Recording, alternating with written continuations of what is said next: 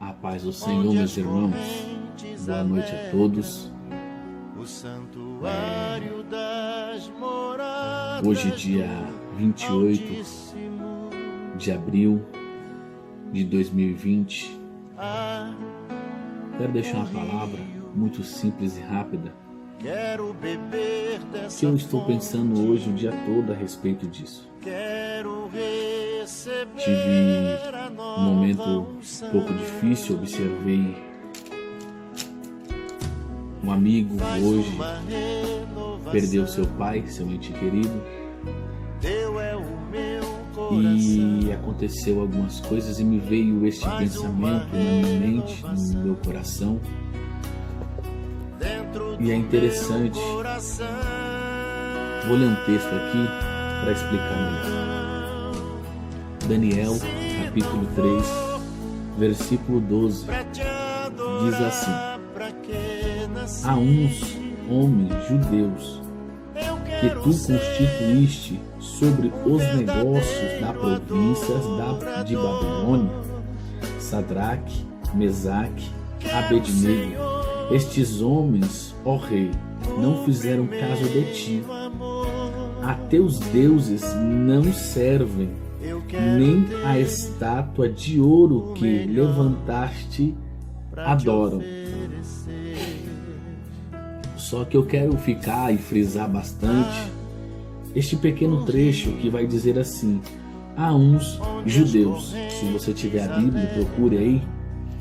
É interessante, porque ele vai dizer assim: há uns judeus. E isso me fez pensar, porque bem sabemos, conhecemos a história de Daniel, sabemos que Daniel, Misael, Azarias e Ananias, eles foram novos, eles foram levados cativos de Judá para a Babilônia com 16 a 17 anos, e eles foram para a Babilônia com essa idade.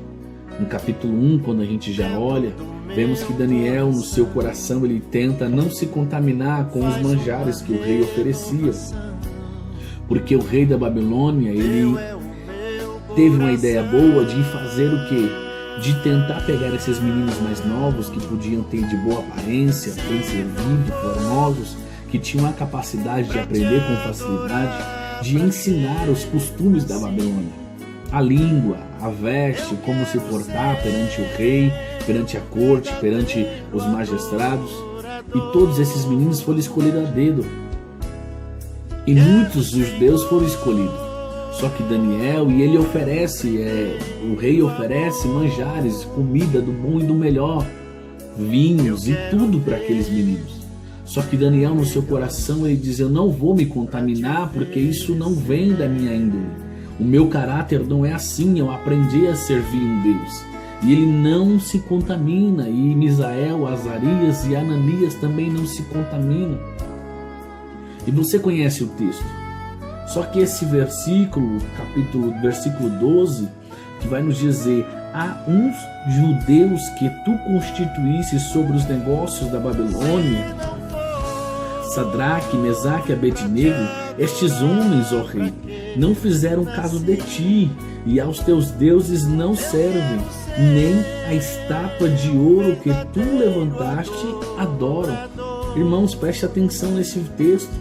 Primeiro, eu não vou começar aqui a explicar, mostrar que eles já estão ali há algum tempo, eles já não estão ali mais com 17 anos, nem com 18 anos, eles já estão ali há mais de 15 a 20 anos, eles já estão na Babilônia.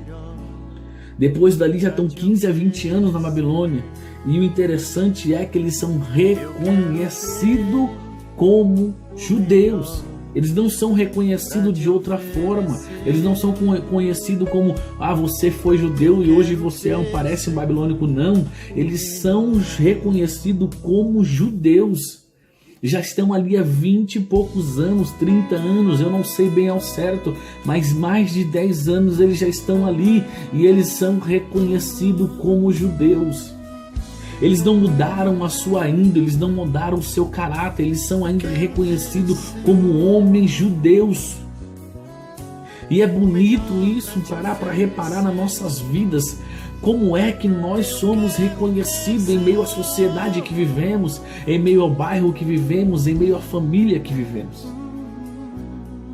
Porque se eles já estavam ali há tanto tempo, tanto é que o próprio versículo ele vai dizer que você, rei, constituiu como para os negócios da Babilônia. Eles já trabalhavam na Babilônia, já trabalhavam ali, já tinham uma vida ali.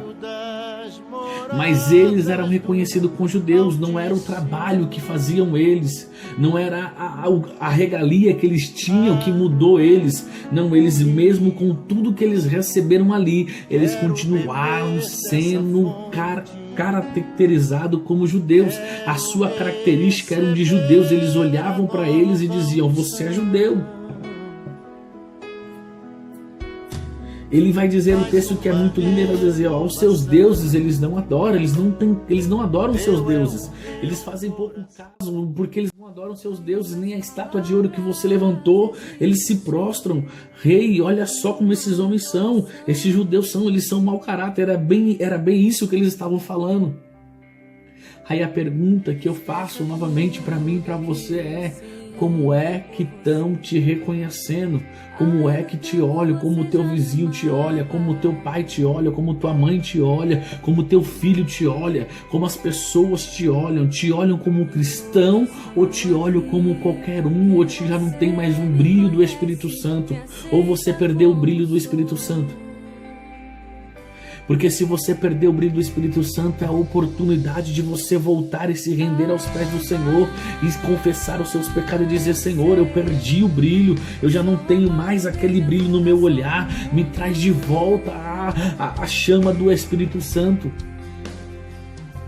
Porque, irmãos, no Hebreus capítulo 12, versículo 1 vai dizer que nós somos cercados por uma tão grande nuvem de testemunhas. As pessoas nos observam, as pessoas nos olham e olham para a gente e querem olhar para nós com um olhar de esperança, com um olhar de expectativa, com um olhar de amor. Querem ver em nós um brilho que há muito tempo se perdeu, a essência do Espírito Santo em nossas vidas. As pessoas querem olhar para nós e ver: este é um santo homem de Deus, como aquela mulher sunamita olhou para Eliseu, ela disse: ali vai um grande homem de Deus. Como é que as pessoas têm nos olhado? Qual é o olhar, qual é o pensamento das pessoas quando olham para mim, quando olham para você? Como é que ela olha e como é o pensamento dela? Será que ela olha e diz: olha, ali vai um grande homem de Deus, ali vai uma grande mulher de Deus? Irmãos, precisamos nesses últimos dias nos posicionar como servo de Deus. Não temos mais tempo para ficar brincando de ser crente ou não. Não temos mais tempo de ficar brincando, cocheando entre dois pensamentos e dizer: talvez hoje eu sou, já hoje não. Aquilo que me convém eu faço do jeito que eu quero. Se eu tenho uma proposta boa de emprego, mesmo que eu tenha que passar por cima de alguém, eu vou fazer e pronto. Não, irmãos, precisamos nos posicionar como servos de Deus. As pessoas têm que olhar para nós e ver: este aí é um homem, uma mulher de Deus. Este aí é um crente de verdade. Este aí eu olho e eu vejo apreço nele. Romanos, e você conhece esse texto muito bem, eu acredito que sim. Romanos capítulo 12, verso 2: não vos conformeis a este mundo, mas transformai-vos pela renovação do vosso entendimento ou da vossa mente. Irmãos, nós precisamos não nos conformar com aquilo que o mundo nos oferece. O conformar ali em Romanos é: não vos moldeie ao costume da Babilônia, ao costume do mundo. Aquilo que o mundo tem imposto para você, não se molde a isso, mas transforme isso pelo poder da vossa mente, pela renovação da vossa mente, pela metanoia da vossa mente. Precisamos ser transformados aqui, meus irmãos, para que o Espírito Santo de Deus venha voltar a se manifestar em nosso meio. Precisamos voltar ao evangelho genuíno. Precisamos voltar a sentir a presença de Deus novamente, a viver como cristão, no nosso falar, no nosso olhar, nas nossas atitudes. Precisamos ser reconhecidos como homens e mulheres de Deus em meio a esta terra. Precisamos ser reconhecidos como sal da terra, como luz da terra.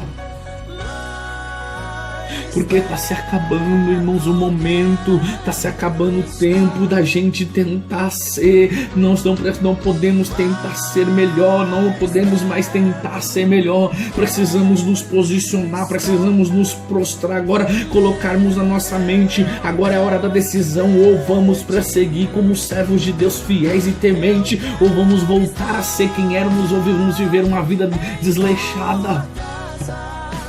Porque tem pessoas morrendo diariamente, tem pessoas morrendo sem esperança, tem pessoas morrendo sem alegria, tem pessoas morrendo sem Jesus na vida. E nós aqui, trancafiados, com medo, sem saber o que fazer, sem saber como se posicionar. Está na hora de nós nos posicionarmos como judeus, como servos de Deus, melhor dizendo.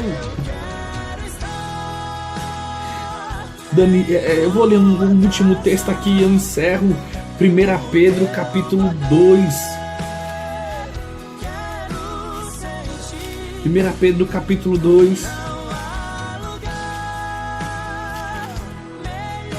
versículo 9 vai dizer: mas vós sois a geração eleita, sacerdócio real, nação santa, povo adquirido, para que anuncieis as virtudes daquele que vos chamou das trevas para a maravilhosa luz.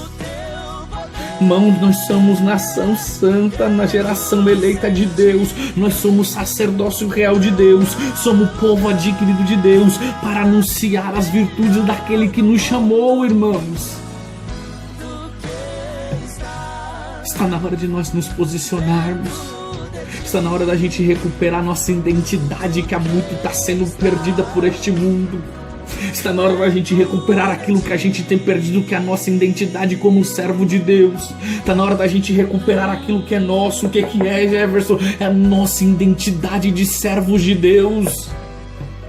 A nossa identidade no falar, a nossa identidade no olhar, a nossa identidade de se vestir, de andar como servos de Deus. Para onde a gente andar, a olhar e as pessoas olharem para nós, dizer: ali vai um homem, um santo homem de Deus, uma santa mulher de Deus. Precisamos recuperar a identidade de servo de Deus, irmãos. Porque as pessoas estão sedentas de ouvir e de ver um servo de Deus genuíno. Eu encerro com uma parábola. Eu li um livro e o livro vai dizer que uma jovem, uma índia, um rebanho dos índios, recanto dos índios, tinha um jovem muito promissor, com seus 13, 15 anos ali de idade. Ele ia ser o cacique, o chefe daquela tribo.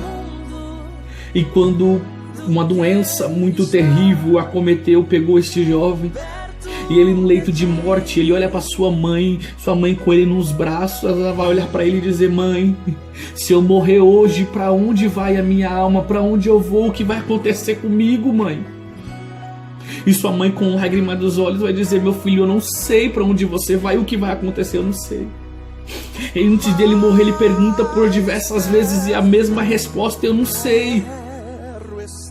De repente, o missionário, depois de alguns meses, o missionário vai pregar naquela redondeza, vai pregar naquele lugar onde os índios estão, e ele começa a anunciar para onde vai a alma daqueles que morrem. E aquela mãe sai de dentro da sua tenda, chorando, com as lágrimas nos olhos, toda descabelada, agarra aos pés do missionário e diz: por que você não veio meses antes? Porque meu filho perguntou tantas vezes para onde iria e eu não soube responder. Irmãos, tem gente sem esperança morrendo.